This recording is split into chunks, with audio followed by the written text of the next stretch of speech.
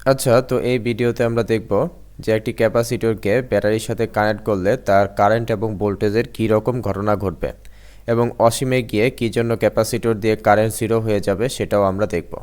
তো চলো শুরু করি। তো ধরে নিলাম যে আমি যখন টি ইজ ইকুয়াল টু স্টপ ওয়াচের টাইম যখন জিরো তখন আমি ব্যাটারিকে কানেক্ট করেছি, কিন্তু তখনও কোনো চার্জ এখানে জমা হয়নি, কারণ টাইমই তো এখন অগ্রসর হয়নি। তাহলে চার্জ কিভাবে জমা হবে? তাহলে চার্জ হচ্ছে সঞ্চিত চার্জ হচ্ছে জিরো, অ্যান্ড যেহেতু চার্জ জমা হয়নি তাই ব্যাটারির দুই প্রান্তের বিভব পার্থক্য হচ্ছে জিরো। কিন্তু আমি ধরে নিলাম টাইমগুলোকে আমি মাইক্রো সেকেন্ডে নিচ্ছি।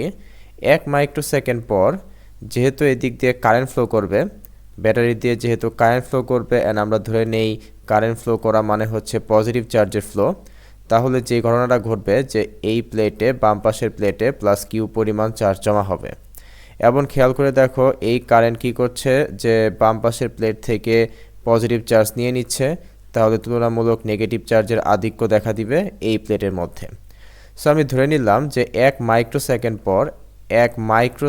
পর এখানে 50 মাইক্রোকুলম, আমি চার্জগুলোকে মাইক্রোকুলম্বে নিচ্ছি, ধরে নিলাম 50 মাইক্রোকুলম চার্জ জমা হবে এবং বিভব পার্থক্য সৃষ্টি হবে, সাপোজ আমি ধরে নিলাম 5 ভোল্ট। আচ্ছা ঠিক আছে, আমি একটু দেখি আরেক মাইক্রো সেকেন্ড পরে কী হবে।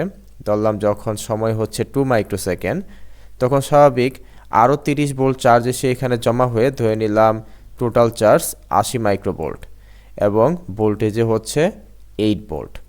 আরেক সেকেন্ড পর আমি ধরে নিলাম যখন 3 মাইক্রো সেকেন্ড, তখন আরও 20 ভোল্ট চার্জ, আরও 20 মাইক্রোকুলম চার্জ জমা হয়েছে, অ্যান্ড তাহলে টোটাল কত হলো? টোটাল হচ্ছে 100 ভোল্ট, অ্যান্ড বিভব পার্থক্য হচ্ছে 10 ভোল্ট।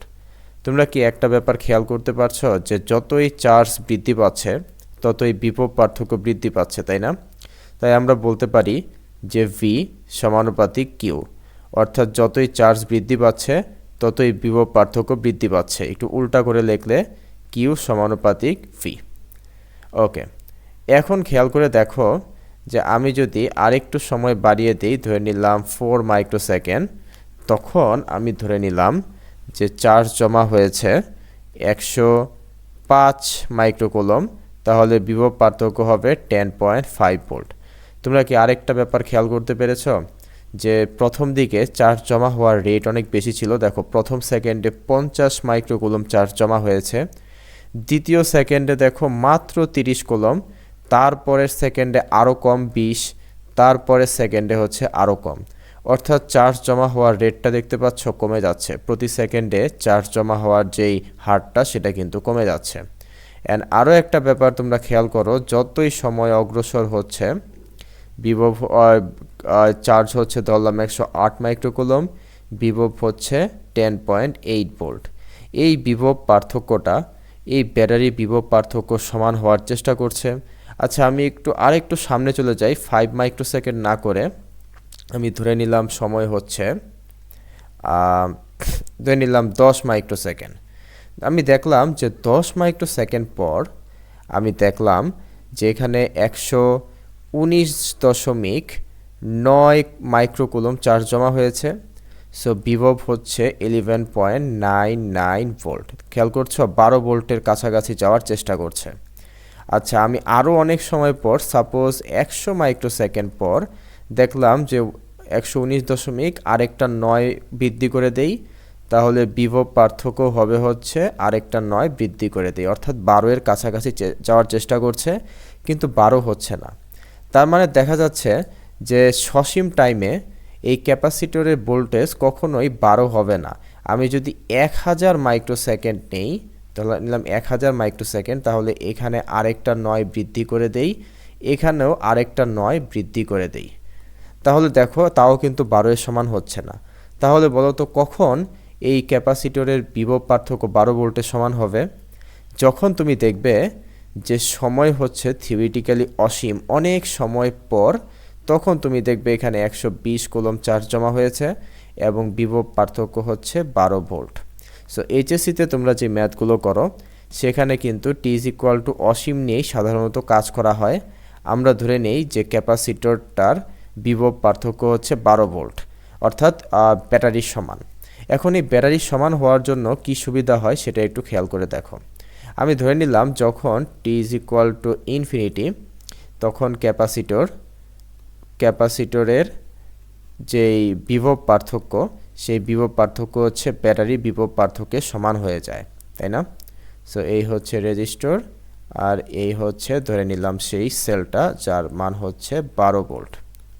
সো দেখো তো টি ইজ ইকুয়াল টু ইনফিনিটিতে কোনো কারেন্ট পাওয়া যাচ্ছে কি না। ইনিশিয়ালি তো কারেন্ট পাওয়া যাচ্ছিল, একটা কারেন্ট ফ্লো না করলে তো আর এখানে চার্জ জমা হবে না, কিন্তু ফাইনালি গিয়ে কি আর কোনো কারেন্ট ফ্লো করবে? খেয়াল করে দেখো, আর কোনো কারেন্ট ফ্লো করবে না। তার কারণ হচ্ছে যে এই ব্যাটারি এইভাবে একটা কারেন্ট ফ্লো ঘটানোর চেষ্টা করছে। ঠিক সেমভাবে এই ক্যাপাসিটর দেখো এইভাবে একটা কারেন্ট ফ্লো ঘটানোর চেষ্টা করছে।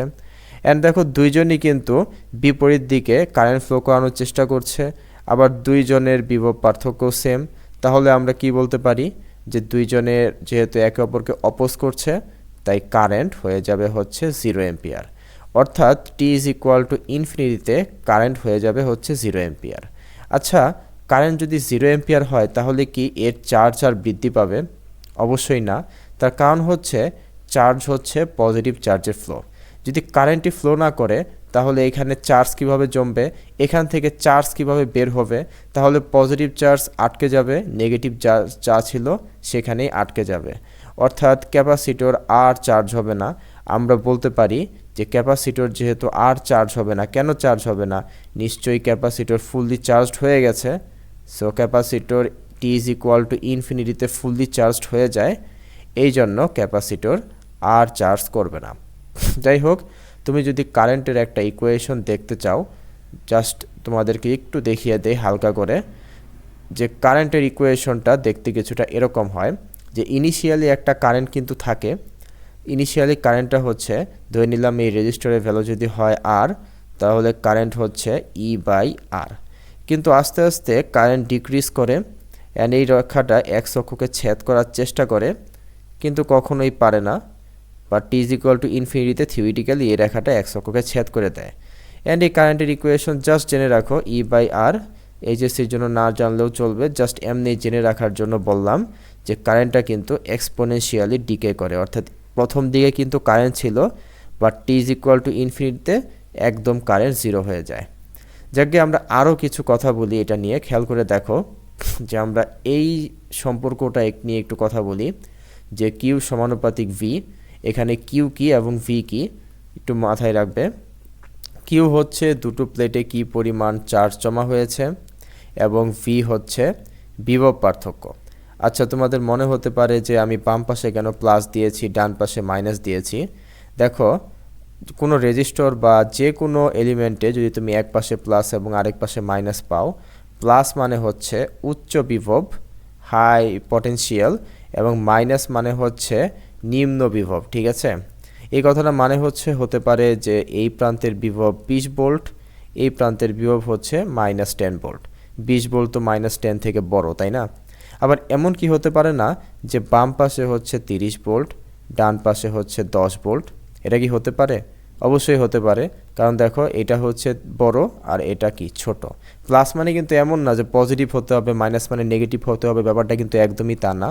প্লাস মানে হচ্ছে উচ্চ বিভব, মাইনাস মানে নিম্ন বিভব। এখন বড় ছোট হলেই হলো। খেয়াল করে দেখো তো, -5 ভোল্ট এবং -15 ভোল্ট কি হতে পারে? -5 এটা কি -15 থেকে বড় না? সো এইভাবেও কিন্তু হতে পারে। যাকে তো প্লাস দেওয়ার মানে হচ্ছে ধরলাম এই বিন্দুর বিভব হচ্ছে বেশি, ধরে নিলাম এই বিন্দুর বিভব V1 এবং নেগেটিভ প্লেটের বিভব হচ্ছে V2। তাহলে ভি হচ্ছে কি? ভি হচ্ছে বিভব পার্থক্য, অর্থাৎ V1 মাইনাস V2। ওকে, V1 মাইনাস V2। এর আমরা পাচ্ছি কিউ সমানুপাতিক সেই বিভব পার্থক্য। এখানে একটা সমানুপাতিক ধ্রুবক নিয়ে আসতে হবে। ধরে নিলাম সেই সমানুপাতিক ধ্রুবকটা হচ্ছে সি। এই সিটা কি? এই সিটাকে বলা হয় হচ্ছে ধারকত্ব। কার ধারকত্ব? ধারকের বা ক্যাপাসিটরের ধারকত্ব, ঠিক আছে?